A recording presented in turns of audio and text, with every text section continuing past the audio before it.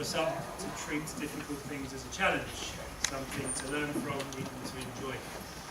Whether exams, pressures, problems, dilemmas, would always advise us to take the same approach. Methodical, objective, positive, calm. And I guess that's our collective challenge today. Am I right with the microphone? Dad would always start with the hardest things first, so in that spirit I'll try to help you understand what it was that actually happened these past few months, not to wallow in it, but as a means of us finding some peace. 2 months ago, Dad was busy being Dad. He was fixing Rochelle's lights, he was popping in to see the neighbours for a few hours, he was talking the hind leg off the postman, I think he was mending the church floor, he was messaging Kathy, he was being messaged by Kathy on a loop, he was posting thoughts on Facebook, larking around with the grandchildren, talking about yoga, going to yoga, not coming home from yoga. He was giving people lifts, he was falling asleep in front of the TV, anything in fact to avoid clearing out the garage.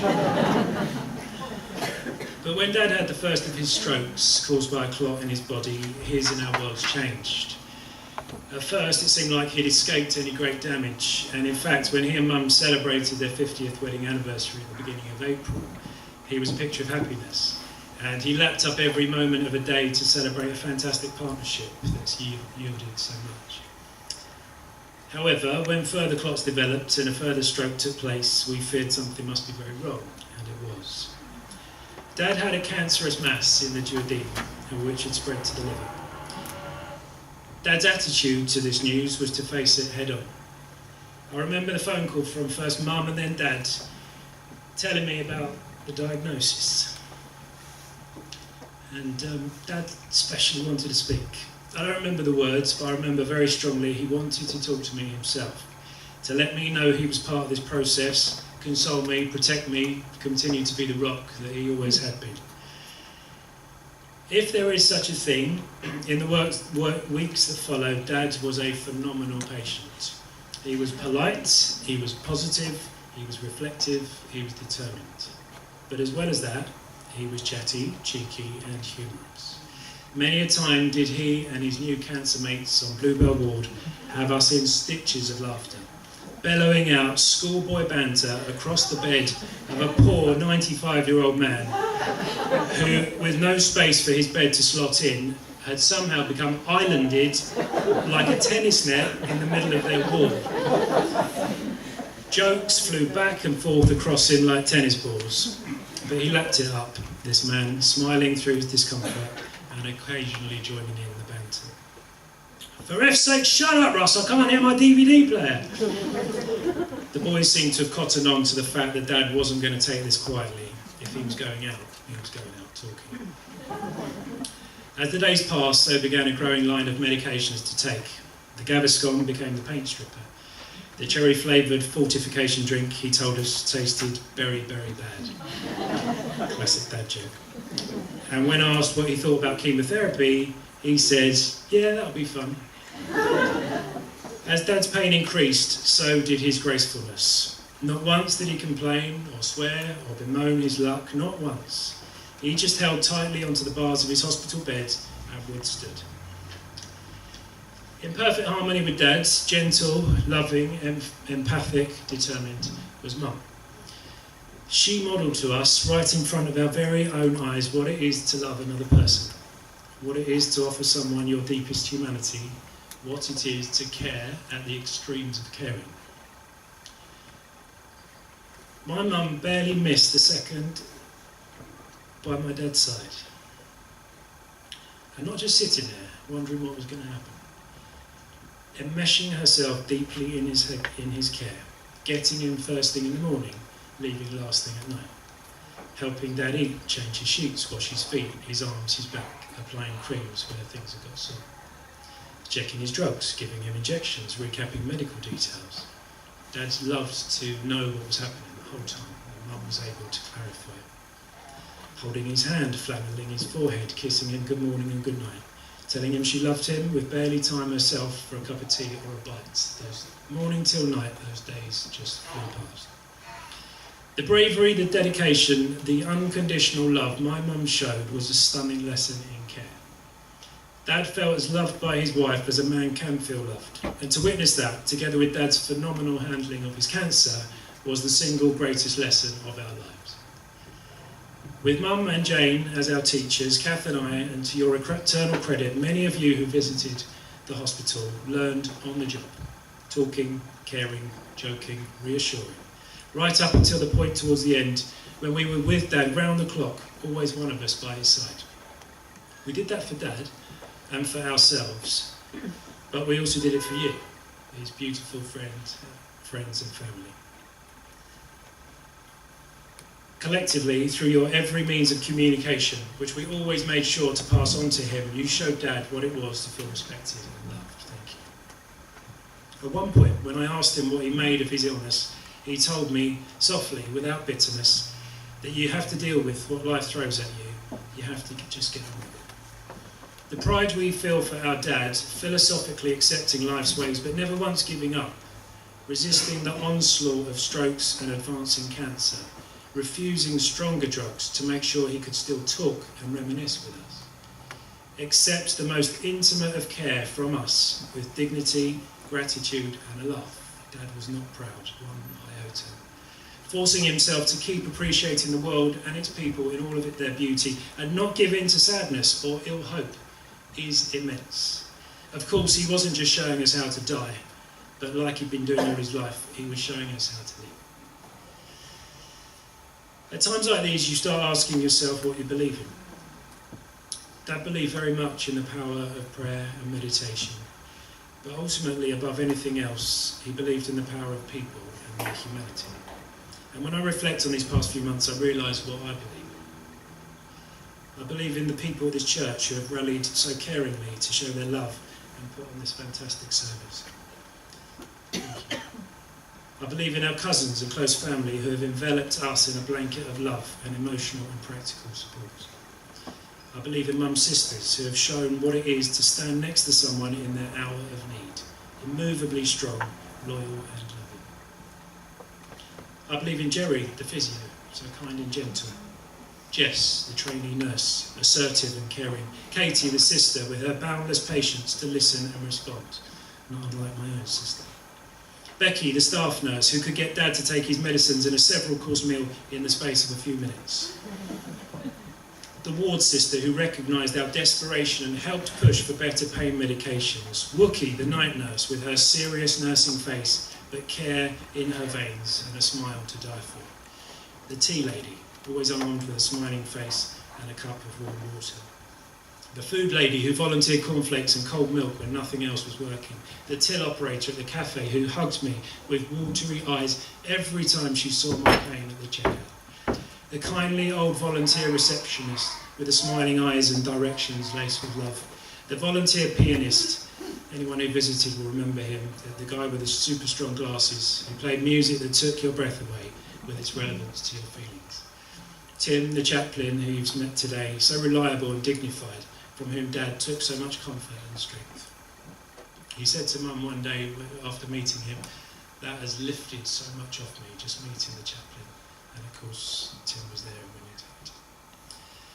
Dr. Bob, the palliative care consultant, fantastic bedside manner and his tender intelligence. Bid, the palliative care nurse with her firm decisions and listening eyes. Helen Banks with her clear, frank assessment of Dad's prognosis, however devastating it was to hear. Dan Jacobs, a friend and doctor, who took time to answer mine and Mum's questions night after night after night after night. Never shying from the gravity of them, always giving us the clarity and understanding we needed to help know what we should ask for next. And finally, I believe in every one of you who devoted your time, your energy, your prayers, your flowers, your cards, your texts, your emails, your voicemails, your car, bus, train and plane visits, your non-visits when you sensed that it wasn't the right time, your bedside chats, your handmade presents, your food, your coffees, your teas, your memories, your laughter, your empathy, your hope, your shock, your desperation, your words to Dad even when you weren't sure he could hear, your tears, your condolences, but not least your thanks, your admiration, your stories and your resolve. We, my dad, my mum, my sisters and I, believe in every single one of you and would like to thank you from the bottom of our hearts. Thank you.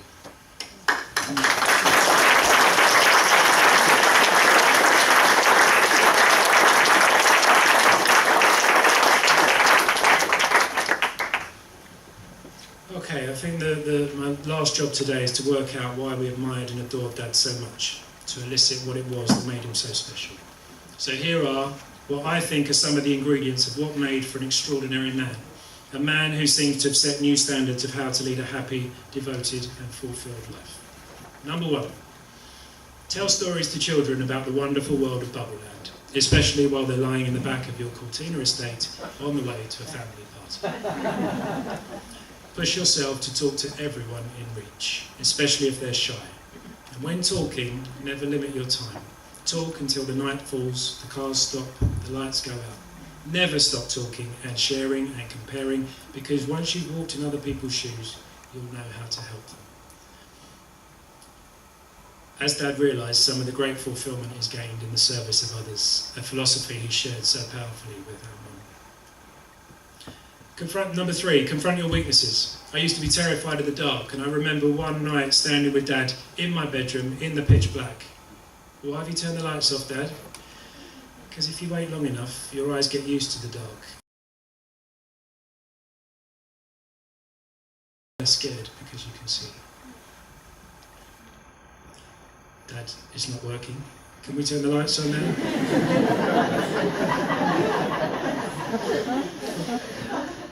Not yet, love. Not yet. 9 years later, I got used to the dark. Number 4, eat cornflakes late at night with water. Because you can, and because it's a good challenge not to have milk. Number 5, share and show your emotions at the right time for you.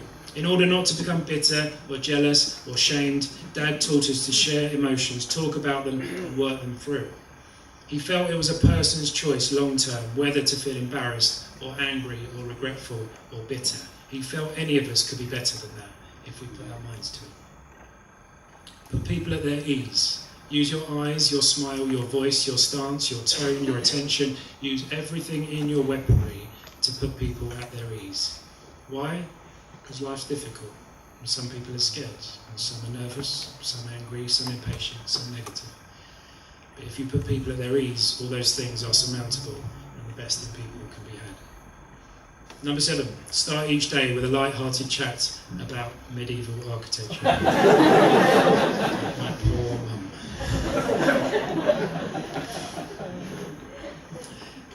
Number 8, be with children. Embrace them because they will keep you young, curious, grounded. Dad had an extraordinary way with children. Coming down to their level, playing with their things with them, enjoying their things with them, listening to their thoughts and observations, making them laugh, laughing at their jokes, comforting them, challenging them, encouraging them, championing them to their parents and peers. In short, being with them fully so that they knew they were loved.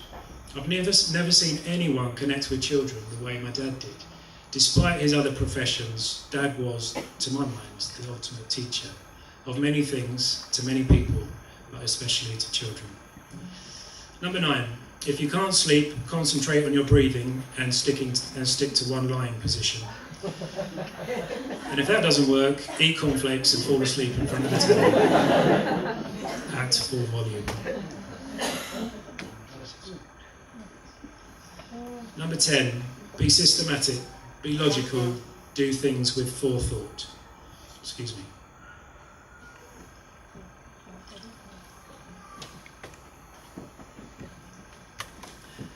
Dad always took extra time doing things so that they would be easier next time he or someone else got to them. Whether it was parking his car, mowing the lawn, making the bed, changing lanes on the motorway, building a dam, packing the kids' toys away. In Mum and Dad's laundry, in the airing cupboard, it still says, in Dad's handwriting, remove this screw first. None of us has any clue what's actually in the airing cupboard, which requires a screw to be moved. But we do know it will make sense when we try it one day. Number 11, be modest, don't boast. Share your strengths kindly rather than inflict them on others. Number 12, have opinions but be unbiased. Whether discussing religion, politics or people, Dad rarely told us what to think or believe. He simply gave us his opinions, told us the opposing ones, listened to our thoughts and encouraged us to get other people's points too. He taught us that when you succumb to bias, you fail to see the world how it is. 13, educate yourself by interesting yourself in pretty much everything. Dad famously achieved 1 CSE at school in art, failing pretty much everything else. Sometimes unruly, sometimes lazy. In the eyes of education, at least, he had failed. However, by the end of his life, there seemed barely a subject he didn't have knowledge of, because he made it his business to learn and enthuse about everything. Boredom was not a condition Dad recognised. 14. Slow your driving down to 3 miles per hour on a single lane road when a car drives 3 inches from your boot. Smile into the rear view mirror at all times. In extreme cases, blow kisses as well. Have an escape plan for when it turns nasty. 15, keep yourself relevant. Keep up with the news, keep up with new technology, but also celebrate the past. Dad prided himself in buying one of the first VHS video recorders, despite the £800 price tag. But he also loved getting out the old cine film to show us endearing stop-start footage from our childhoods. 14, while shopping, use your height to casually rearrange the top shelves in the supermarket so that every item neatly faces forward, while finding no irony in the fact that you've not tried to tidy the garage once in 12 years of being asked. Number 17, love your wife and your children and your children's children like they are the most precious things on earth. Give them every ounce of your time, your patience, your wisdom and your energy. Use nothing as an excuse not to do so. Even when you are not there, find a way of letting them know that they are safe, that they are loved. At the same time, let every person you meet know that they are not exempt from this love. That love may start at home, but there is an endless supply of it that should and does never run out, so long as you are prepared to keep giving it. That true freedom lay in loving people, regardless of their race, religion, background or sexuality, or even their attitude to you. 18. Listen to traffic reports about tailbacks on the M62 near Manchester, and report them excitedly to all your friends and family, even though none of them lives anywhere near the M62 near Manchester. 19. For all of the above, lead people by example rather than words. Dad did have a lot of advice, most of it very sound, but he also understood that words can be cheap, that talking can't change the world, whereas actions can. Every one of the above points, Dad didn't just talk about them, he did them to the absolute best of his abilities. He was the ultimate role model because he set the example that he knew one day, even if not now, we would be ready to follow or adapt for our own purposes. To finish, I propose that all this greatness should not be left to drift aimlessly away. So I've come up with one challenge and one task. Typical teacher. I challenge you to take one of Dad's qualities and add it to your repertoire this year. Something perhaps you're not normally good at, take it as a gift from Dad, practice it, and assuming it works, share it with others. Your task is to think about how we might continue Dad's legacy. A little project, piece of art, small movement, a memorial. I'll try not to get carried away, but something that reminds us that when goodness is this good, it shouldn't be forgotten. For this last part, I'd like us first just to have 30 seconds of quiet to reflect on our own personal thoughts about Dad, maybe using some of the photos around to think about him. And I think it'd be quite powerful if you perhaps held the person's hand next to you or made some sort of contact to feel the closeness of Dad. Thank you.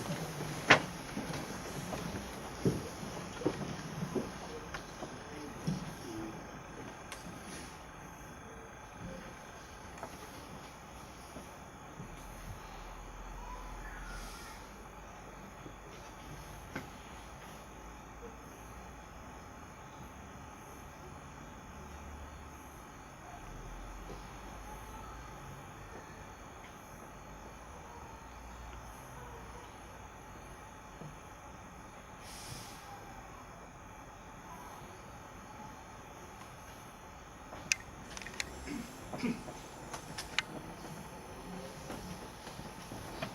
you.